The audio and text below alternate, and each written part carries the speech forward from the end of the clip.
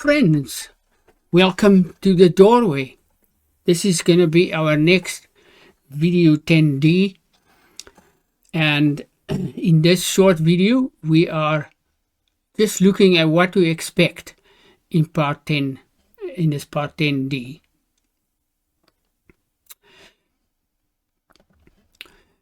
The essence of awareness, transformation and newness has something to do with the alchemical inner doorway and our Imaginatio Vera, true imagination. True self-beholding imagination, the most ancient vehicle of the soul, who elevates us to love the beautiful and the true. This is the fountain within us who gives birth to rejuvenation, wisdom, discernment, and good judgment, hidden within the inmost chambers of our hearts.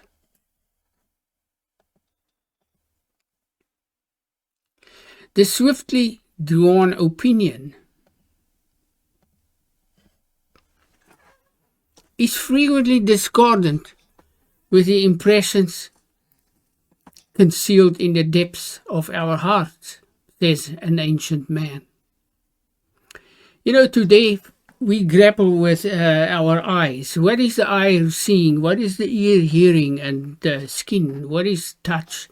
The five senses have been investigated since the depths of time. How does perception cognition work?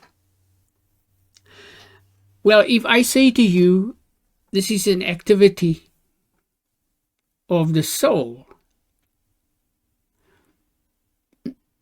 your reaction would be, if you're a scientist, neurologist, it's woo-woo. It's an epiphenomenon of neural action. That's what the opposition does when it's not fitting their fit in with their world perspective. That's another thing. Every perspective, every world perspective has bias, and bias is part of the beautiful and vast differences amongst human beings. I don't know how you can get rid of it. It's a learning, it's an ocean of learning that we are immersed, that our souls are immersed in. Likewise, our bodies are learning instruments. But we excise these foofies from our accepted notions. Cancelled.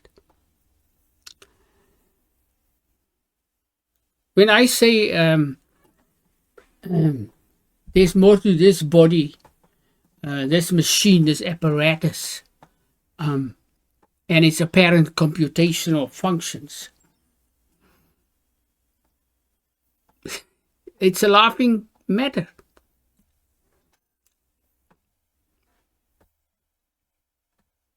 That's the strategy that is employed to get rid of your viewpoint. It's called an excision. It's like a cutout of things important. Now, light, illumination, and optics have been recognized since the depths of time as the principal mystery to be investigated. And it was.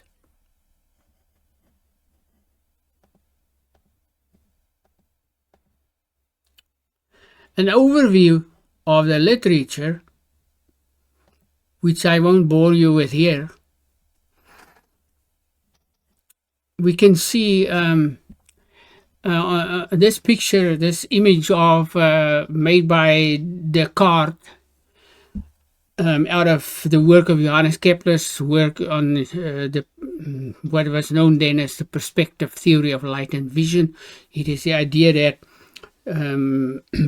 like light rays, which are like pencil-like bounce of objects, and it falls through the lens and on the retina, and from this, the idea of a camera obscura, a dark chamber. I think the term was first coined by Della Porta in David Lindeman's work, a wonderful book. I'll leave a link in the description below. So this investigation comes from the depths of time, Euclid, before Euclid even, as we'll see. But Kepler, which is now another one, it looks like to me, of those things that is not to be mentioned. He had the idea of a sentient or a visual spirit that was involved in this image creation. Wait, didn't we say just earlier that our imagination is self-beholding? He uses the term sentient spirit in connection with image formation in this theory. And he admits of an ultimum sentience, and you might say a fundamental self-conscious spirit, and its unknown involvement in the formation of light, images, and vision. So I've noticed that this view of Kepler with the ultimum sentience is like the fact that it's not getting mentioned is like an error of translation, but I wonder about this. I think it's an act of suppression and perhaps a selection of the things we think are important in the description of our modern day vision theory. But if we say that was an error, we should also at the same time admit that the wonderful James Gibson in his ecological theory of perspective, of perception, where he describes moving paths of observation, and as opposed to points of observation, also suppressed. So where do we stand with all this? This is just a brief overview of where we're heading with our next video on imagination. So, the Cartesian view, valuable as it is, falls, in my opinion, short of the beginning of a worldview that is seated within wholeness and unity, that doesn't embrace a duality. We've treated this in videos, in one of our videos 7, I think. Rejects the beautiful dualism. This view rejects the subtlety forming within the unity of our, instantly within the unity of our cognition, which cannot be different from our perception or our self-consciousness. Today we have perception is over there, consciousness is over there maybe, or wherever that is, we are not entirely sure. And cognition, the latest distributive cognition is a wonderful theory, but it's all fragmented. Consciousness is self-consciousness separated from cognition, and it's all fragmented, and we can't make any sense of it. So ideas approaching to the truth happens about the inner edges of our understanding. It happens on the summa cognitio, the totality of our learning and our scientific investigations.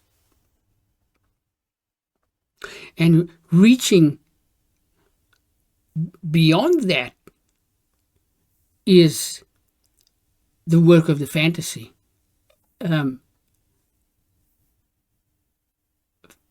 The imagination Vera, true imagination, which is what I mean when I use the word fantasy.